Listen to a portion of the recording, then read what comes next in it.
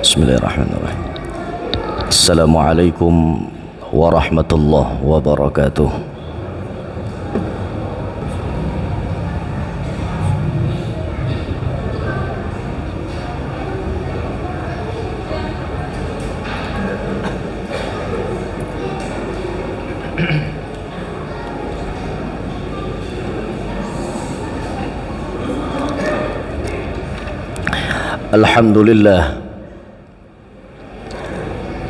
Alhamdulillahi wahdah sadaqa wa'dah wa nasara abdah wa a'azza jundahu wa hazama al-ahzaba wahdah.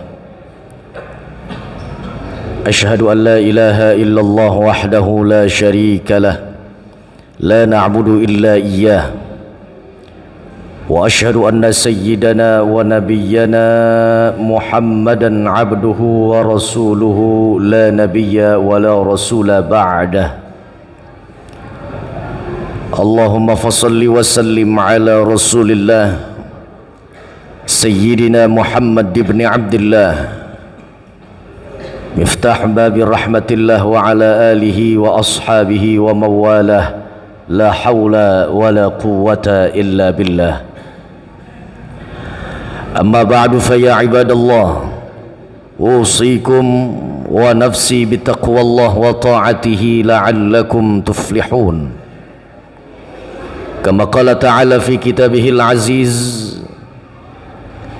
a'udzu billahi as-sami'il 'alim minasy syaithanir rajim. Bismillahirrahmanirrahim.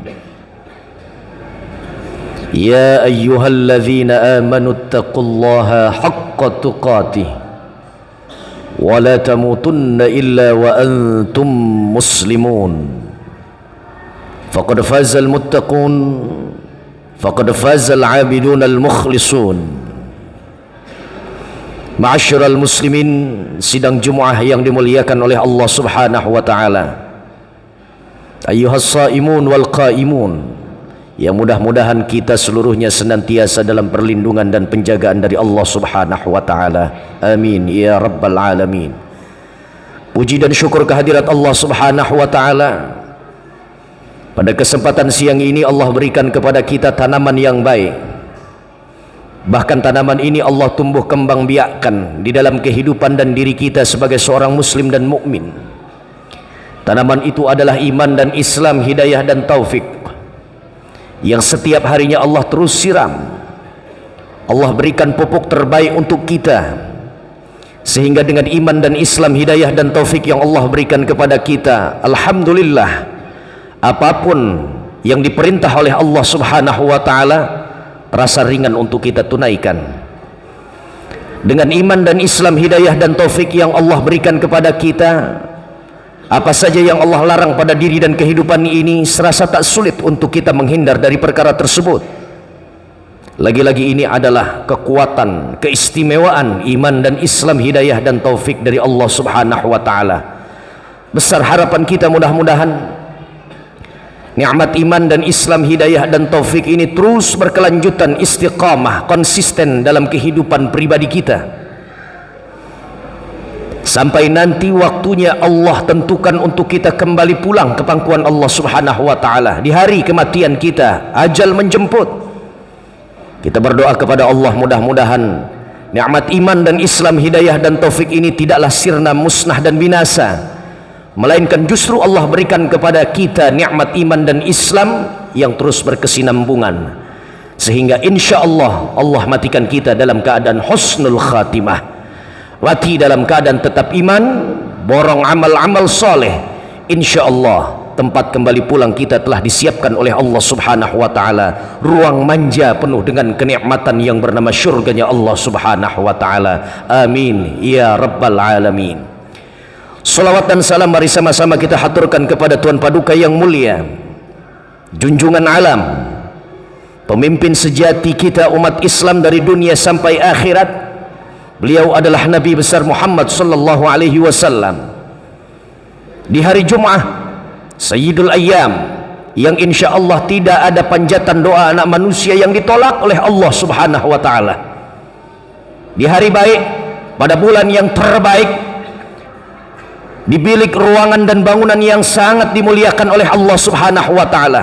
Kita berdoa kepada Allah, mudah-mudahan kita, keluarga besar kita, seluruhnya orang-orang terkasih dan tercinta kita dijadikan oleh Allah sebagai umat pilihan Nabi besar Muhammad sallallahu alaihi wasallam. Siapa mereka umat terbaik Nabi, umat pilihan Rasul? Mereka adalah orang-orang yang terus-menerus tanpa putus menjalankan segenap titah perintah serta sunnah Nabi besar Muhammad sallallahu alaihi wasallam.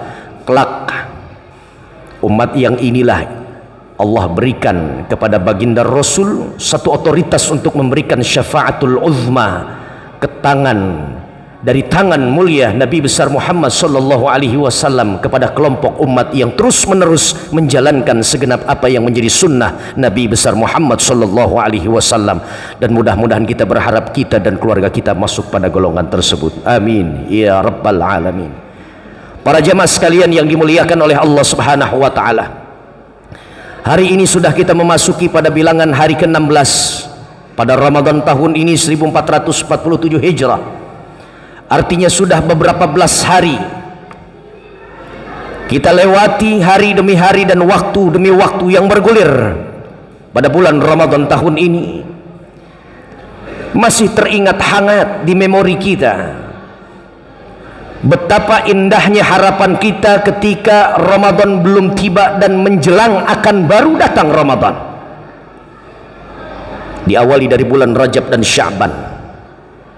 Sebelum datang Ramadan, Rajab dan Sya'ban penuh dengan harapan dan doa kita kepada Allah Subhanahu wa taala.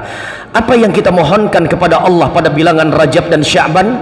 Ya Rabb, beri kepada kami, istri dan anak-anak kami, nilai keberkahan pada bulan Rajab, dan tanamkan kebaikan kepada kami, orang-orang terkasih dan tercinta kami, kebaikan di dalam bulan Sya'ban. Itu yang kita mohonkan kepada Allah. Sampai pada doa ini kita mohonkan kepada Allah, wa balighna Ramadan, sampaikan usia kami ke dalam bulan suci Ramadan. Tak kenal waktu kita berdoa kepada Allah, melangitkan terus harapan dan cita-cita serta asa tertinggi kita kepada Allah. Pagi kita baca ini doa, siang masih kita melantunkan dengan doa yang sama, sore harinya kita masih perjuangkan dengan doa yang sama. Bahkan sepertiga malam bagian akhir saat qiyamul lail dan tahajud kita mohonkan kepada Allah dengan doa yang sama.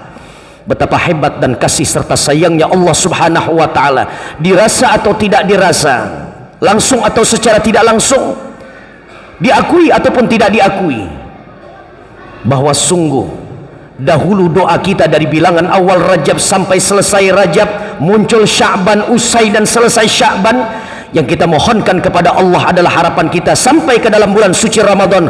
Doa ini ternyata telah diijabah dan dikabul oleh Allah Subhanahu wa taala. Ramadan bukan lagi harapan bagi kita, melainkan Ramadan saat ini sudah menjadi kenyataan bagi kita.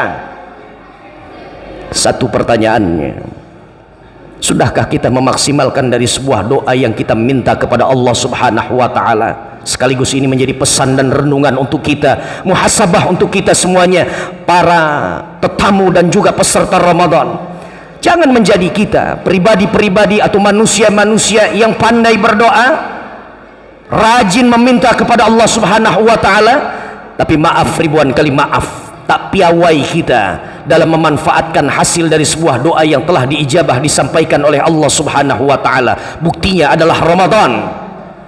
Berapa banyak sampai saat ini masyarakat muslim kita, saudara kita, tetangga kita, masyarakat kita, jamaah kita, yang sampai hari ini sudah menganggap Ramadan telah usai, Ramadan tidak lagi memiliki daya tarik, gravitasi dari masjid dan musola sudah hilang seolah-olah. Padahal Ramadan masih di bilangan hari ke-16. Bahkan nanti malam kita akan menggelar satu penyelenggaraan yang begitu harusnya mewah dan megah, yaitu malam nuzulul Quran. Tapi umat Islam yang sudah menjauh daripada masjid, la haula wala quwata illa billahil aliyyil azim. Ma'asyiral muslimin, para jemaah sekalian yang dimuliakan oleh Allah Subhanahu wa taala, bukankah kita mendapatkan pelajaran dan ibrah dari Allah Subhanahu wa taala? Berapa banyak saudara-saudara kita dalam perjalanan menunggu dan menanti Ramadan jatuh dan gugur, dimatikan oleh Allah Subhanahu wa taala. Sementara kita orang-orang yang istimewa, dipilih oleh Allah subhanahu wa ta'ala, detik ini dan hari ini masih Allah berikan keberlangsungan dalam hidup kita, usia panjang, sehat badan, bahkan berpeluang memiliki kesempatan untuk kita melakukan dan memanfaatkan serta memaksimalkan ibadah Ramadan kita. Tapi maaf, ribuan kali maaf,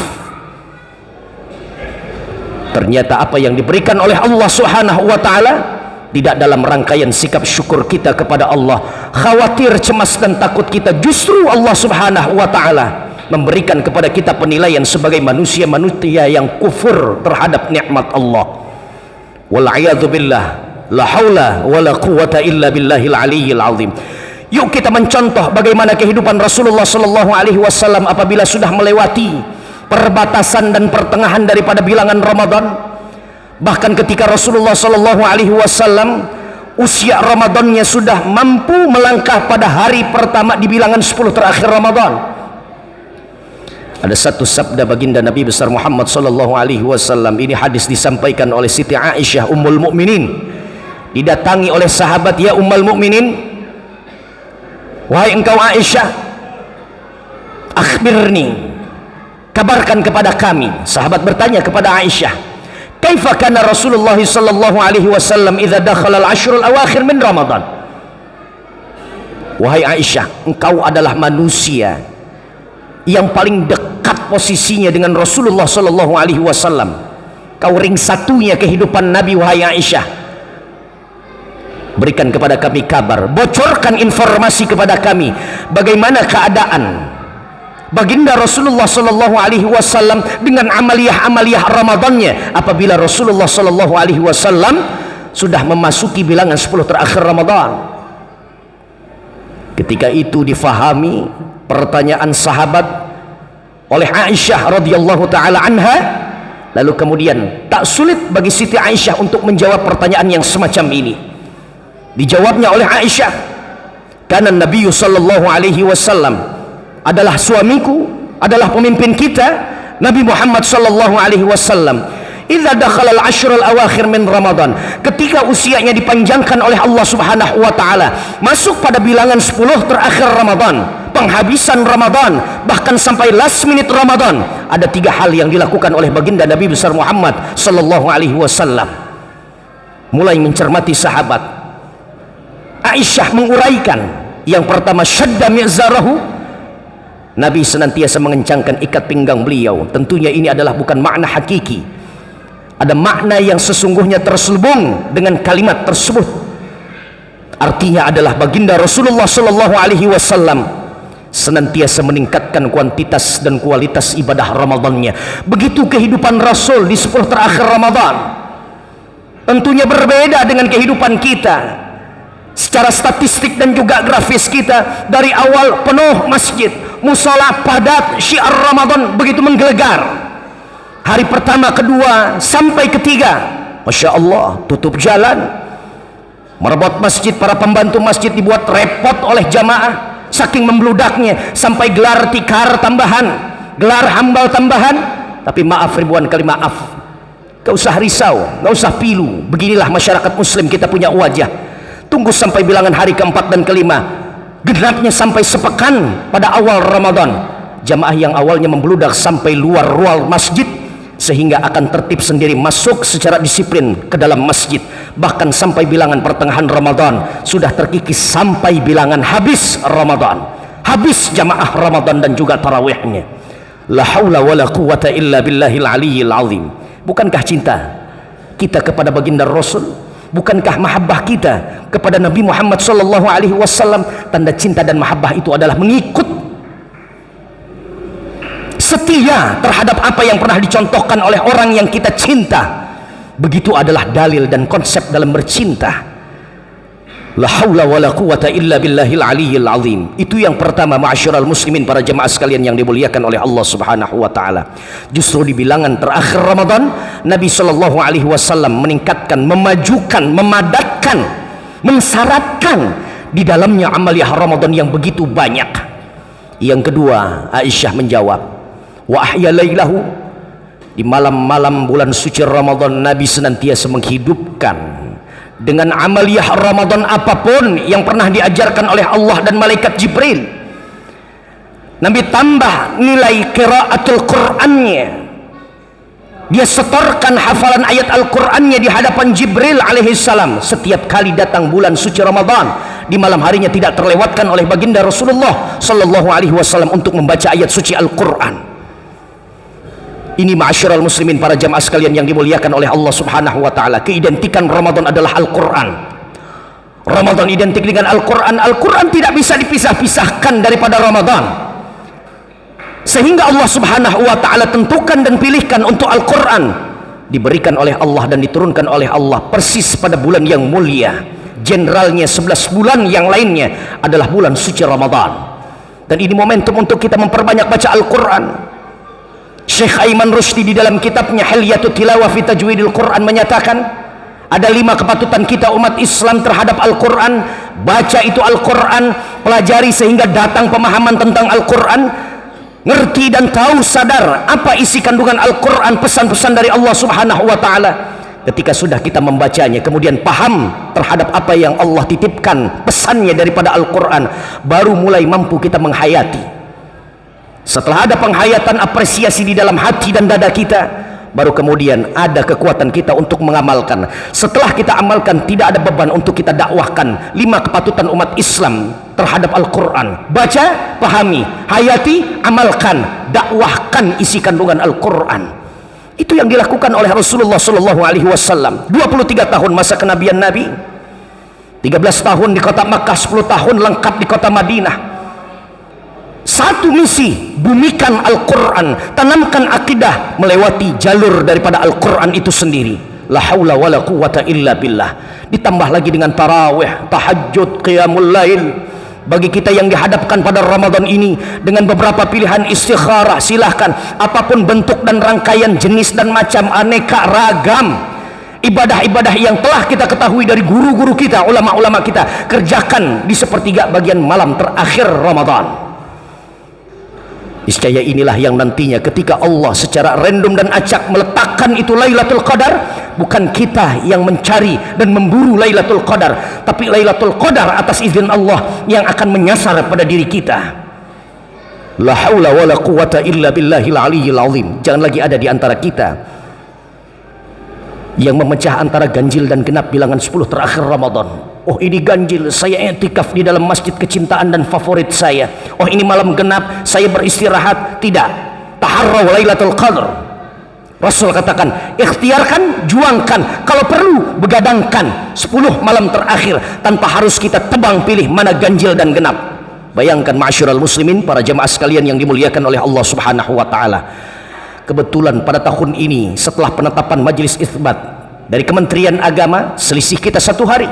Saudara kita Muslim yang Muhammadiyah diawali di hari Rabu pada tanggal 18 Februari yang silam, sementara kita yang mengikut pemerintah kita jalankan ibadah puasa pada tanggal 19 hari Kamis Februari 2026. Selisih 1 hari. Kalau kita mengincar hanya yang ganjil, ya ganjil kata Muhammadiyah, genap kata NU.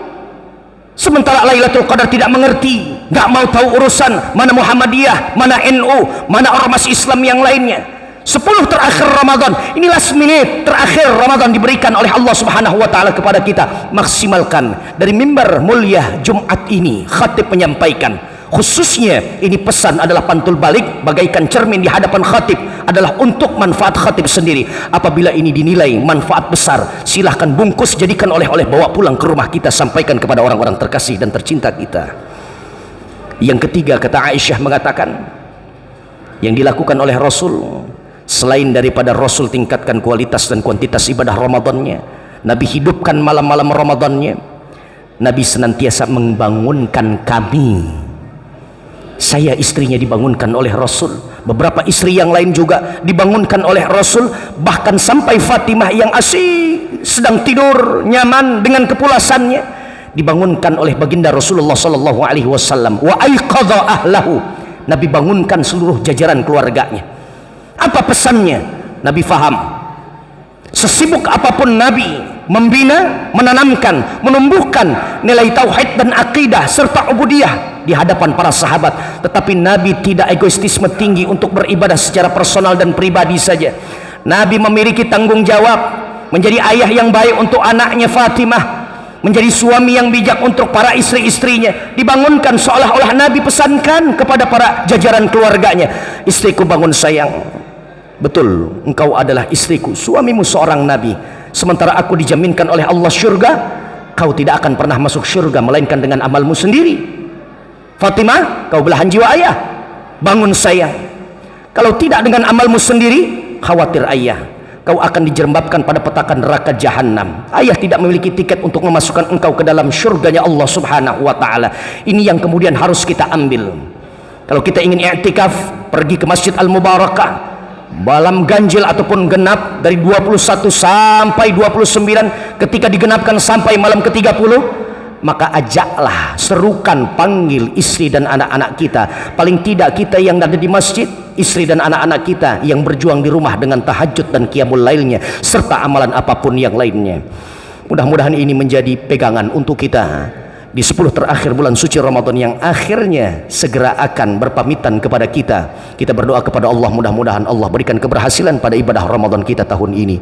Dan insya Allah, jikalau saja setelah Ramadan Allah matikan kita, Allah panggil kita, mudah-mudahan Allah berikan kecukupan dengan amaliyah Ramadan kita tahun ini.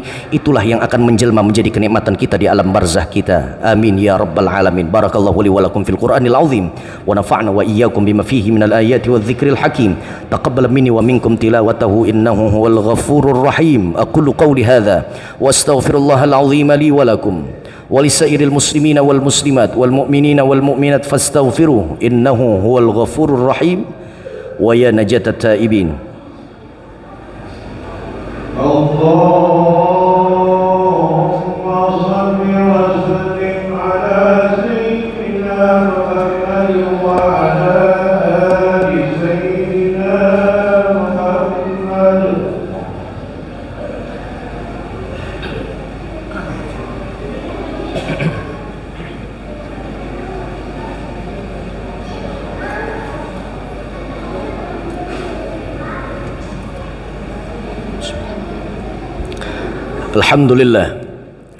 Alhamdulillahilladzi hadana lihadza wa ma kunna linahtadiya laula an hadana Allah.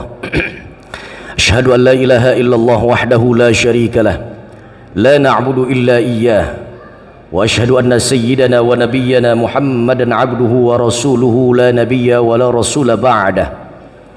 Allahumma fassalli wa sallim ala rasulillah sayyidina Muhammad ibn Abdillah al-qaim bi amrillah wa bi huquqillah wa ala alihi wa ashabihi wa mawalah, la hawla wa la quwwata illa billah. Amma ba'du, fa ya ibadallah, usikum wa iyaya bi taqwallah kama qala ta'ala fi kitabihil mubin. A'udzu billahi minasy syaithanir rajim. Bismillahirrahmanirrahim. Ya ayyuhalladzina amanu taqullaha wal tanzur nafsum ma qaddamat lighad wattaqullaha innallaha khabirum bima ta'malun. Wa qala jalla wa ala innallaha wa malaikatahu yusalluna 'alan nabiy ya ayyuhalladzina amanu sallu 'alaihi wa sallimu taslima. Allahumma salli 'ala sayyidina Muhammad wa 'ala ali sayyidina Muhammad kama sallaita 'ala ali Ibrahim wa 'ala ali Ibrahim wa barik 'ala sayyidina Muhammad wa 'ala ali sayyidina Muhammad kama barakta 'ala ali Ibrahim wa 'ala ali Ibrahim fil 'alamin innaka Hamidum Majid. ورضى اللهم على أربعة خلفاء الراشدين المهديين أبي بكر وعمر وعثمان وعلي وعن بقية الصحابة والتابعين والتابع تابعين ومن تبعهم بإحسان إلى يوم الدين وعلينا معهم وفيهم برحمتك يا أرحم الراحمين. اللهم اغفر للمسلمين والمسلمات والمؤمنين والمؤمنات الأحياء منهم والأموات إنك سميع قريب مجيب الدعوات يا قاضي الحاجة ويا كافي المهمات. اللهم اغفر لنا ولإخواننا الذين سبقونا بالإيمان ولا تجعل في قلوبنا غلا للذين آمنوا ربنا إنك رؤوف رحيم. اللهم أعز الإسلام والمسلمين وعافنا والمسلمين. اللهم أهلك الكفرة والمنافقين والظالمين والمفسدين والأمريكيين والصهيونيين. دمر أعداءك أعداء الدين. اللهم شتت شملهم ومزق جمعهم وأقلل عددهم اللهم أرسل العذاب إليهم اللهم أشغل الظالمين بالظالمين وأخرجنا منهم سالمين يا أمان الخائفين آمنا مما نخاف يا أمان الخائفين سلمنا مما نخاف يا أمان الخائفين نجنا مما نخاف ربنا آتنا في الدنيا حسنة وفي الآخرة حسنة وقنا عذاب النار عباد الله إن الله يأمر بالعدل والإحسان وإيتاء ذي القربى وينهى عن الفحشاء والمنكر والبغي يعظكم لعلكم تذكرون اذكروا الله يذكركم وادعوه يستجب لكم ولذكر الله أكبر أقم الصلاة